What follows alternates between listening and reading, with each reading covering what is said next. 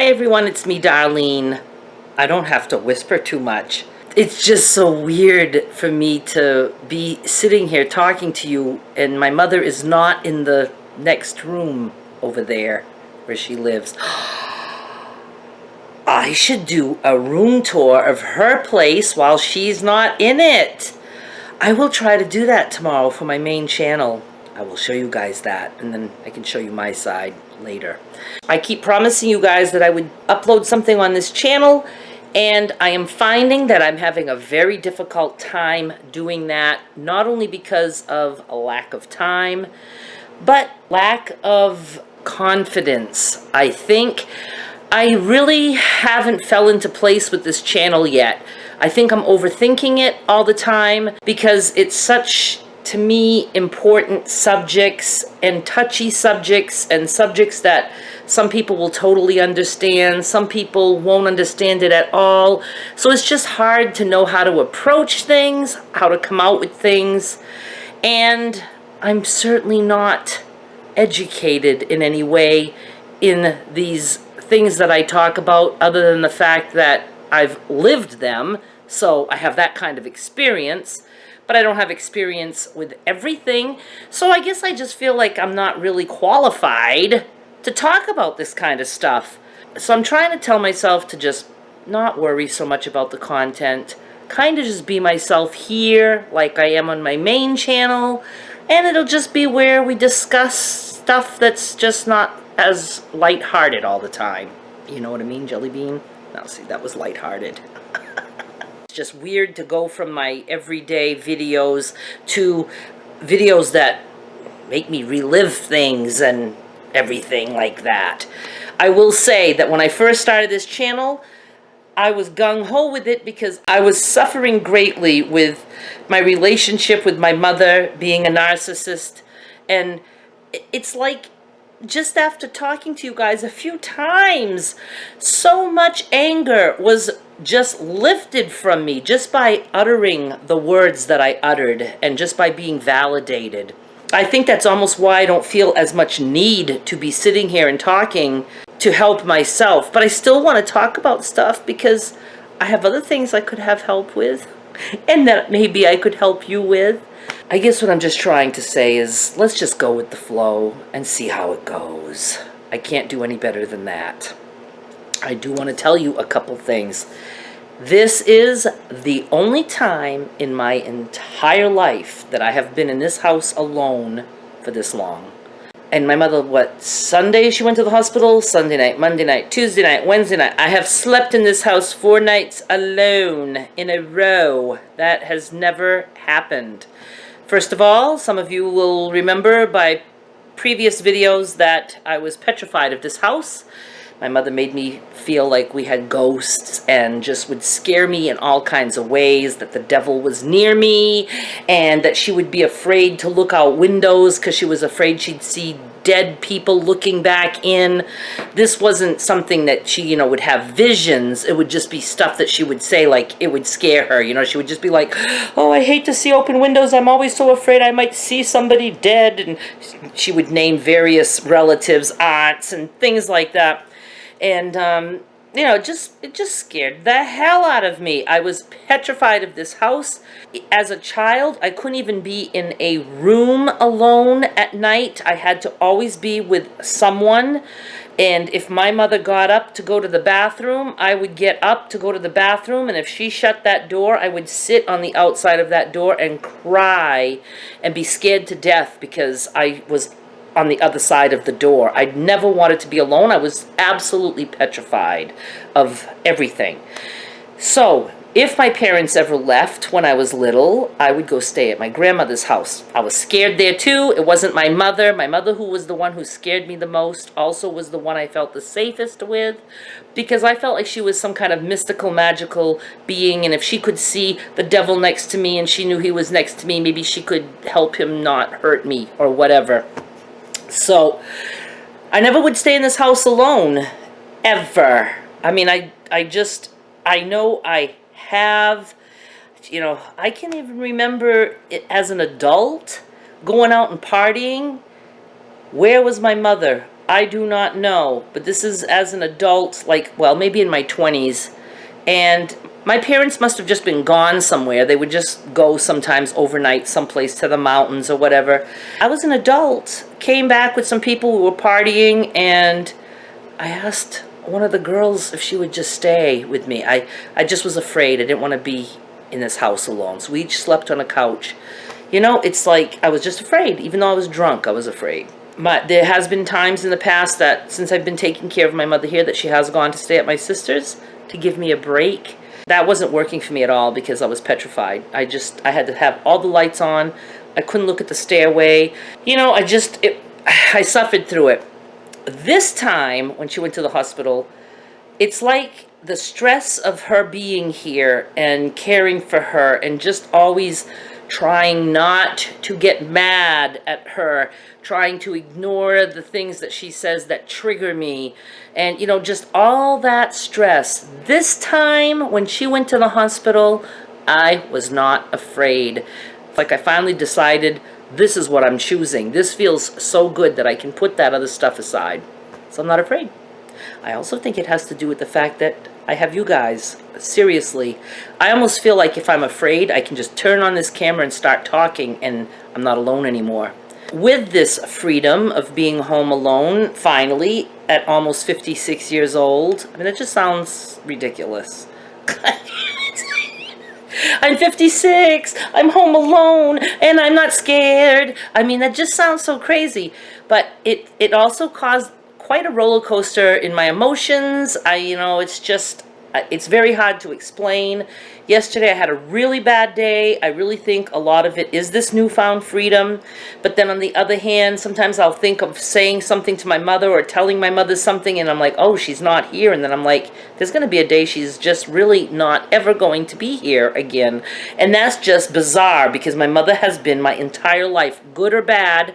It's been, I'm consumed with my mother. It's all I know is my mother.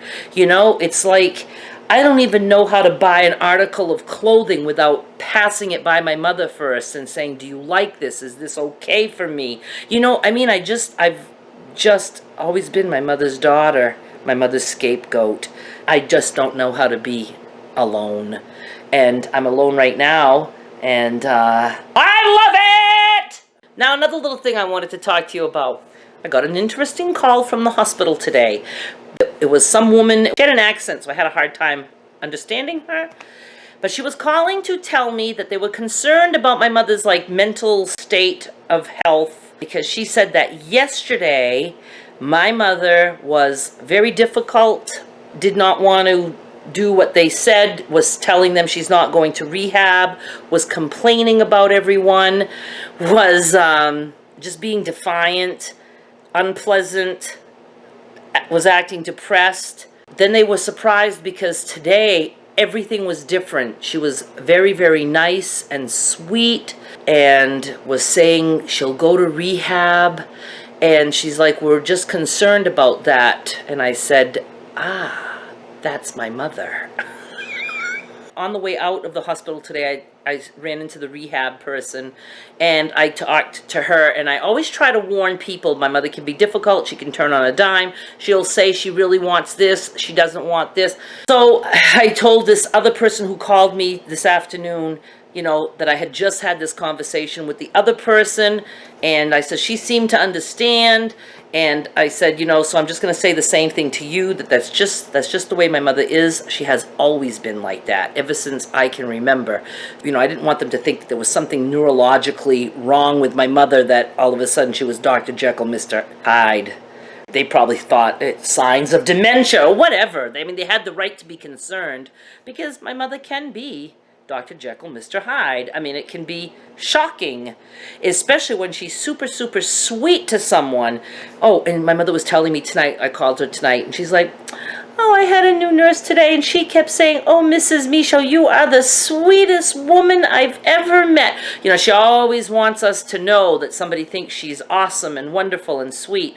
You know, and that same nurse tomorrow might be crying. You know, so, you know, it just felt good. Once again, I was convinced that all the things that I say about my mother. Sometimes I think I have made all this up. I don't know what I'm talking about. My memories are wrong. But when I get a call like that from the hospital and they're describing something that they're actually concerned about, and it's the way my mother's acting, and I say, oh yeah, see, I'm not crazy. My mother is like that.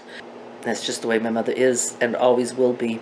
Now, some of you have asked me or stated that you probably wouldn't be as kind to my mother as I am being, knowing some of the history that we have. I've said, to me, in many ways, she destroyed my life, and she tortured me and tormented me mentally. I mean, you know, it's just, yes, all that exists.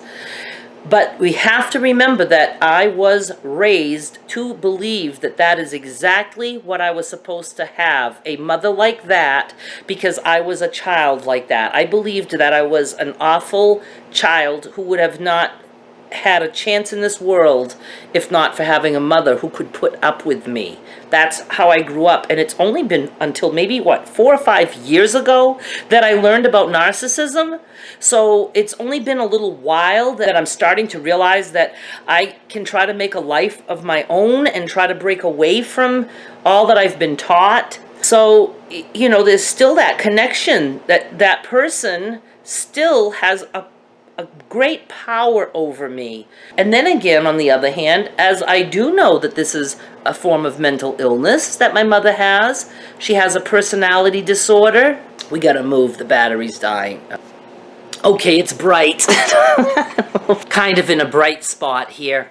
My battery was dying, so I had to move. I knew I would talk longer than the battery could last. I had to move so I could plug in my charger.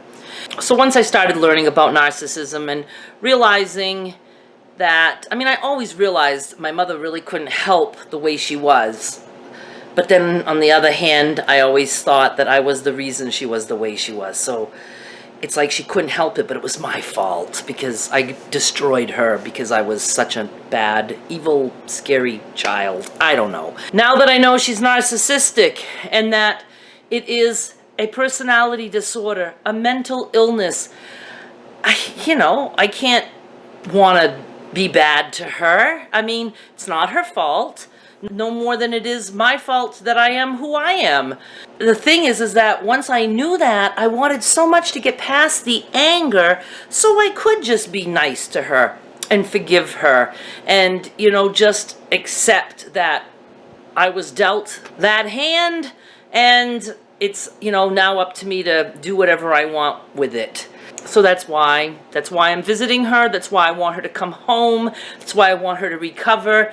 I feel like I've come so far in forgiving her and just being not as mad about the kind of life I had.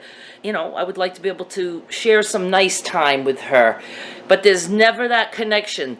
Understanding when somebody is narcissistic, what you really are understanding is that you do not have the love and support of that person. They are not capable of it. That's one sign of being narcissistic. They have no love and empathy. It's that part is broken in their brain. So, it's like really realizing that I never had a mother. I never did. I had a person in this house who made my life miserable and is not capable of ever changing the way she is. I now can be capable of how I react to it, but part of that is accepting that I will not feel love from my mother. I just won't. Not that kind of love, not the kind of love that we want from a mother. She doesn't have that in her. Not for me, not for anyone. So it's a lot. It's a lot to think about. It's a lot to go through and a lot to live through and a lot to survive through and a lot to talk about. But I do know there's so many of you out there who are starting to recognize that it might be something you had like that growing up, because so many of you are like, oh my God, that's exactly what I went through. Or you recognize that somebody you know might be narcissistic. And, but I don't want to talk always just about narcissism. Like I said, I have many other subjects I can talk about, equally as disturbing. But for now, I'm gonna just stop because, like I said, I just want to start getting a feel for this channel again, and just, you know, ramble on now and then, and we'll find our way through it. So, thank you so much for watching. I'll talk to you soon. Bye.